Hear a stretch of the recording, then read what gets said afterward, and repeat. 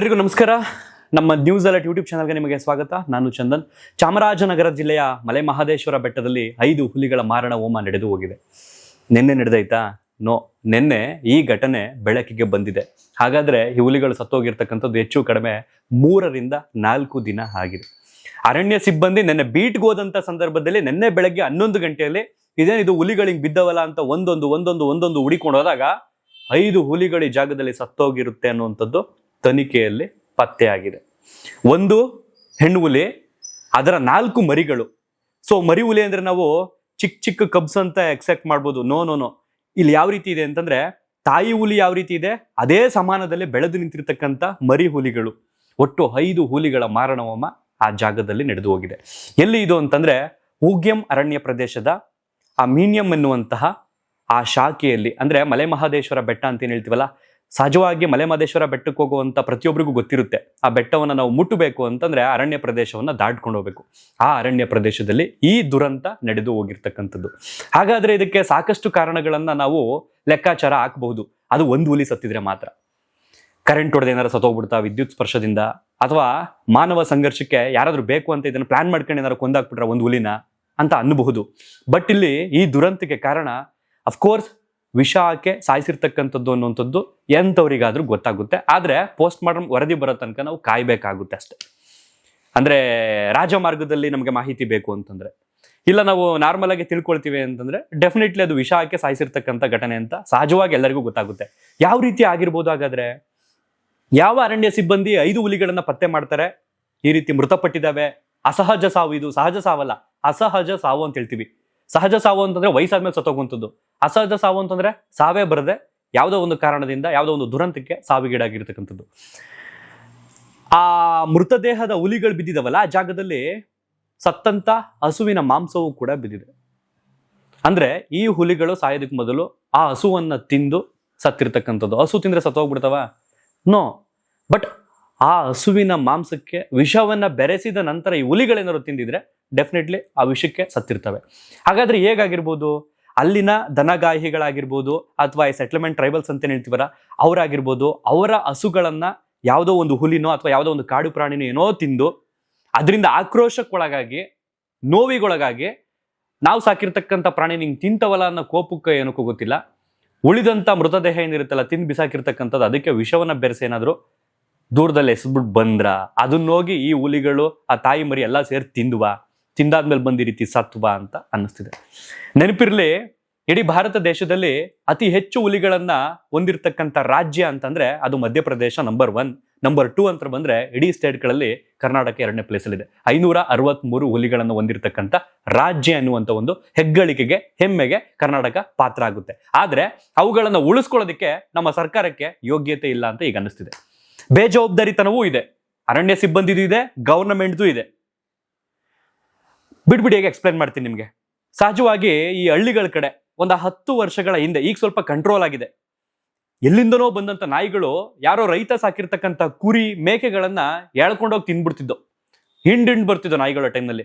ಆ ರೈತ ಏನ್ ಮಾಡ್ತಿದ್ದ ಅಂತಂದ್ರೆ, ಆಕ್ರೋಶಕ್ಕೆ ಎಷ್ಟು ತಿಂದು ಬಿಟ್ಟೋಗಿರ್ತಾವಲ್ಲ, ಇನ್ನು ಉಳಿದಂತ ಪಾರ್ಟ್ಸ್ ಇರುತ್ತಲ್ಲ, ಆ ಮೇಕೆದೋ ಕುರಿದೋ ಆ ಮೃತದೇಹ ಉಳಿದಿರುತ್ತಲ್ಲ, ಅದಕ್ಕೆ ಏನ್ ಮಾಡ್ತಿದ್ದ ಅಂತಂದ್ರೆ ಕೋಪಗೊಂಡ್ಬಿಟ್ಟು ಪಾಲಿಡಾಲ್ನೋ ಅದನ್ನೋ ಇದನ್ನೋ ಏನೋ ಒಂದು ತಂದ್ಬಿಟ್ಟು ವಿಷವನ್ನ ಬೆರೆಸ್ಬಿಟ್ಟು ಊರಿಂದ ಆಚೆ ಎಸೆದ್ಬಿಡ್ತಿದ್ದ. ಯಾಕೆ ಅಂತಂದ್ರೆ ಈ ರೀತಿ ಹೆಂಗಿರೋ ಬಂದು ತಿಂತವಲ್ಲ, ತಿಂದೋಗಿ ಸತ್ತೋಗ್ಬಿಡ್ಲಿ ಅನ್ನೋ ಒಂದು ಕೋಪಕ್ಕೆ. ಹೆಚ್ಚು ಕಡಿಮೆ 7 ರಿಂದ 8 ನಾಯಿಗಳು ಆ ವಾರದಲ್ಲಿ ಸತ್ತು ಬಿದ್ದಿರ್ತಿದ್ದವು ಎಲ್ಲೆಲ್ಲಿ ಬೇಕಲ್ಲಿ. ಯಾಕೆ ಅಂತಂದ್ರೆ ಆ ಸಾಕು ಪ್ರಾಣಿಗಳನ್ನು ಸಾಕಿದ್ದಂಥ ಮಾಲೀಕನ ಕೋಪ ಇರುತ್ತಲ್ಲ, ಅದಕ್ಕೆ ಅವು ಬಲಿಯಾಗಿರ್ತವೆ. ಸಹಜವಾಗಿ ನಾವು ಈ ಜೈವಿಕ ಸರಪಳಿ ಅಂತ ಹೇಳ್ತೀವಿ. ಒಂದನ್ನ ತಿಂದು ಒಂದು ಬದುಕುವಂಥದ್ದು ಈ ಪ್ರಕೃತಿಯಲ್ಲಿ. ಗಿಡವನ್ನ ತಿಂದು ಒಂದು ಸಸ್ಯಾಹಾರಿ ಪ್ರಾಣಿ ಬದುಕಿದ್ರೆ, ಆ ಸಸ್ಯಾಹಾರಿ ಪ್ರಾಣಿಯನ್ನ ತಿಂದು ಮಾಂಸಾಹಾರಿ ಪ್ರಾಣಿ ಬದುಕುತ್ತೆ. ಅದು ಜೈವಿಕ ಸರಪಳಿ ಅಂತ ಪ್ರಕೃತಿಯ ನಿರ್ಧಾರ ಮಾಡ್ಬಿಟ್ಟಿದೆ. ಆ ರೀತಿ ಆಗೋಗ್ತಿತ್ತು ಯಾವಾಗ ಹಳ್ಳಿಗಳ ಕಡೆ. ಅದೇ ಘಟನೆ ಇಲ್ಲಿ ನಡೆದೈತಾ ಅಂತ ಈಗ ಅನುಮಾನ ಉಟ್ಕೊಳ್ತಿದೆ. ಯಾಕೆಂತಂದ್ರೆ ಒಂದು ಹುಲಿ ಸತ್ತೈತೆ ಅಂತಂದ್ರೆ ಏನೋ ಒಂದು ಕಾರಣಕ್ಕೆ ಸತ್ತಿರ್ಬೋದು, ಕರೆಂಟು ಅದು ಇದು ಆಳು ಮುಳೆ ಏನೋ ಒಂದು ಆಗಿರುತ್ತೆ ಅಂತ ಅನ್ಕೋಬಹುದು. 5 ಹುಲಿಗಳು ರೀ, 5 ಹುಲಿಗಳು. ನಿಜಕ್ಕೂ ದುರಂತದ ವಿಚಾರ. ಬಹುಶಃ ನನಗನ್ಸುತ್ತೆ ಅಂಬಾರಿ ಹೊರ್ತಿರ್ತಕ್ಕಂಥ ಅರ್ಜುನ ಸತ್ತ ನಂತರ ಇದು ತುಂಬಾ ಗೊಂದಲ, ಒಂಥರ ಟೆನ್ಷನ್ ಅನ್ನ, ಒಂಥರ ಬೇಸರವನ್ನ ಕ್ರಿಯೇಟ್ ಮಾಡಿದಂತ ಒಂದು ವಿಚಾರ. 5 ಹುಲಿಗಳ ಮಾರಣ ಹೋಮ ಒಂದೇ ದಿನ, ಅದನ್ನು ಆ ಸತ್ತು ಬಿದ್ದಿರ್ತಕ್ಕಂಥದ್ದು ವಾಸನೆ ಬಂದು ಅದರಲ್ಲೂ ಹುಳಗಳೆಲ್ಲ ಮುತ್ಕೊಂಡು ಅದಾದ್ಮೇಲೆ ಬೆಳಕಿಗೆ ಬಂದಿರತಕ್ಕಂಥದ್ದು. ಅರಣ್ಯ ಸಿಬ್ಬಂದಿ 3 ದಿನ ಆದ್ಮೇಲೆ ಆ ಜಾಗಕ್ಕೆ ಬೀಟ್ ಹೋಗೋರೆ ಅಂತ ಗೊತ್ತಾಗ್ತಿದೆ ಇಲ್ಲಿ. ಇದಕ್ಕೆ ಸರ್ಕಾರದ ನಿರ್ಲಕ್ಷ್ಯ, ಅರಣ್ಯ ಇಲಾಖೆಯ ಬೇಜವಾಬ್ದಾರಿತನ ಯಾವ ರೀತಿ ಕಾರಣ ಆಗುತ್ತೆ ಅಂತಂದ್ರೆ, ಜೂನ್ 6ನೇ ತಾರೀಕು ಹೆಚ್ಚು ಕಡಿಮೆ 20 ದಿನಗಳ ಹಿಂದೆಯೇ ಚಾಮರಾಜನಗರ ಪೊಲೀಸರು ಬೆಂಗಳೂರಿನ ಅರಣ್ಯ ಭವನಕ್ಕೆ ಒಂದು ಲೆಟರ್ನ ಬರೆದಿರ್ತಕ್ಕಂಥದ್ದು ಪ್ರೆಸೆಂಟ್ ಈಗ ವೈರಲ್ ಆಗಿದೆ. ಏನಿದೆ ಹಾಗಾದ್ರಲ್ಲಿ? ಪ್ರೆಸೆಂಟ್ ಆ ಜಾಗದಲ್ಲಿ ಅಂದ್ರೆ ಮಲೆ ಮಹದೇಶ್ವರ ಅರಣ್ಯ ಭಾಗದ ಆ ಚೆಕ್ ಪೋಸ್ಟ್ ಏನಿದೆ, ಪೊಲೀಸರು ನಿಂತ್ಕೋಬೇಕಲ್ಲ ಆ ಜಾಗ ಏನಿದೆ, ಅದು ಹೆಚ್ಚು ಕಡಿಮೆ 3 ಜಿಲ್ಲೆಗಳಿಗೆ ಕನೆಕ್ಟ್ ಆಗುವಂತಹ ಪ್ಲೇಸ್ ಆಗಿದೆ. ಸೇಲಂ ಆಗ್ಬೋದು, ಈ ಕಡೆ ಇನ್ನೊಂದು 2 ಜಿಲ್ಲೆಗಳಿದೆ, ಕೃಷ್ಣಗಿರಿ ಆಗ್ಬೋದು, ಧರ್ಮಪುರಿ ಆಗ್ಬೋದು, ಈ ರೀತಿ ತಮಿಳುನಾಡಿಗೆ ಕನೆಕ್ಟ್ ಆಗುವಂತಹ ಬಾರ್ಡರ್ ಅದು. ಆ ಜಾಗದಲ್ಲಿ ಚೆಕ್ ಪೋಸ್ಟ್ ನಲ್ಲಿ ಇರ್ತಕ್ಕಂಥ ಸಿಬ್ಬಂದಿಗೆ ಅವ್ರ ತಾವಿರುವಂತಹ ವೆಫನ್ಸ್ ಗಳನ್ನ ಸಂಗ್ರಹ ಮಾಡಿ ಇಟ್ಕೊಳ್ಳೋದಕ್ಕೆ, ಅದನ್ನ ಇಟ್ಕೊಳ್ಳೋದಕ್ಕೂ 15x15 ಅಡಿ ಜಾಗ ಕಟ್ಟಡವನ್ನ ನಿರ್ಮಾಣ ಮಾಡ್ಕೊಳ್ಳಿ ಅಂತ ಬರ್ಕೊಟ್ಟಿದ್ದಾರೆ. ಅಂದ್ರೆ ಬೇಜವಾಬ್ದಾರಿತನ ನಮ್ಮ ಗವರ್ನಮೆಂಟ್ ಯಾವ ರೀತಿ ಇದೆ ಅಂತ ಇಲ್ಲೇ ಊಹೆ ಮಾಡ್ಕೋಬೇಕು ನಾವು.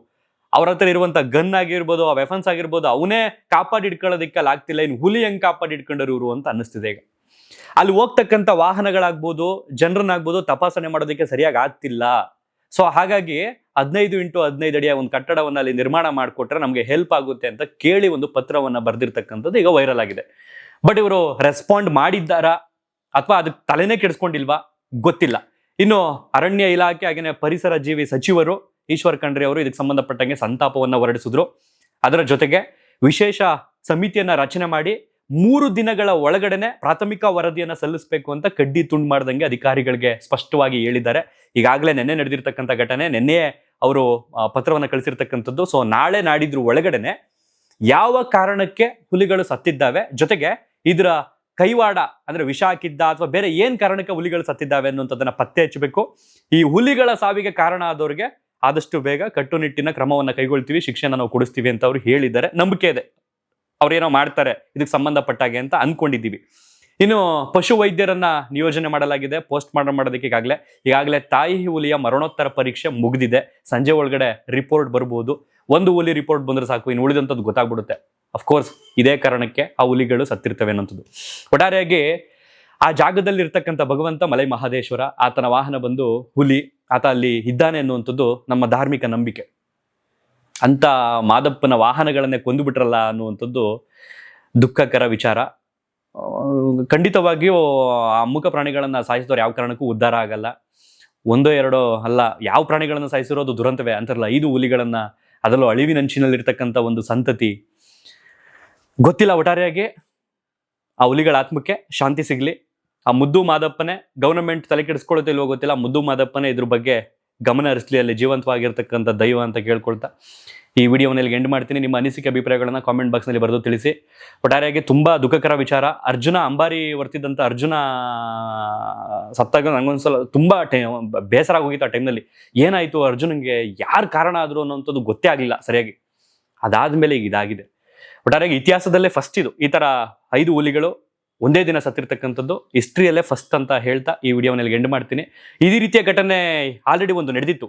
ಎಲ್ಲಿ ಅಂತಂದ್ರೆ 2021ರಲ್ಲಿ ಕಾಳಿ ನದಿ ಅರಣ್ಯ ಪ್ರದೇಶದಲ್ಲಿ ಸೇಮ್ ಘಟನೆ ನಡೆದಿತ್ತು. ಒಂದು ಹುಲಿಗೆ ವಿಷ ಹಾಕಿ ಕೊಂದಿರ್ತಾರೆ. ಇದು 2ನೇ ಬಾರಿ ಕರ್ನಾಟಕದಲ್ಲಿ ನಡೆದಿರ್ತಕ್ಕಂಥದ್ದು. 1 ಅಲ್ಲ 5 ಹುಲಿಗಳನ್ನ ಕೊಂದಿದ್ದಾರೆ. ಆದಷ್ಟು ಬೇಗ ಕೊಂದವ್ರು ಯಾರು ಅಂತ ಪತ್ತೆ ಹಚ್ಚಿ ಅವ್ರಿಗೆ ಕಠಿಣ ಶಿಕ್ಷೆಯನ್ನ ಕೊಡಿಸ್ಲಿ. ಮಾನವ ಮತ್ತು ಅರಣ್ಯ ವನ್ಯಜೀವಿಗಳ ಸಂಘರ್ಷ ಅಂತ ನಾವು ಪುಸ್ತಕದಲ್ಲಿ ಕೇಳಿದ್ವಲ್ಲ, ಅದು ಇವತ್ತು ನಿಜ ಆಗಿದೆ. ಹಂಗಂದ್ರೆ ಮನುಷ್ಯ ತಾನು ಬದುಕೋದಿಕ್ಕೆ, ಪ್ರಾಣಿಗಳು ತಾವು ಬದುಕೋದಿಕ್ಕೆ ಸಂಘರ್ಷ ನಡೀತಿರ್ತಕ್ಕಂಥದ್ದೇ ಘಟನೆ. ಹೆಚ್ಚು ಕಡಿಮೆ 15 ವರ್ಷಗಳಿಂದ ಬೇಡಿಕೆ ಇದೆ ಗವರ್ನಮೆಂಟ್ ಮೇಲೆ. 3 ಪಾರ್ಟಿಯವರು ಅಧಿಕಾರ ಮಾಡಿ ಮಾಡಿ ಮಾಡಿ ಮಾಡಿ ಇಳಿದೋದ್ರಿ. ನಿಮ್ಮ ಹತ್ರ ಡಿಮ್ಯಾಂಡ್ ಇಟ್ಟಿದ್ದೇನೋ, ಇದನ್ನ ಟೈಗರ್ ರಿಸರ್ವ್ ಫಾರೆಸ್ಟ್ ಅಂತ ಮಾಡಿ, ಇದನ್ನ ಹುಲಿ ಸಂರಕ್ಷಿತ ಮೀಸಲು ಅರಣ್ಯ ಅಂತ ಮಾಡಿ ಅಂತ ಕೇಳ್ಕೊಂಡ್ರು. ಯಾವ ಕಾರಣಕ್ಕೆ?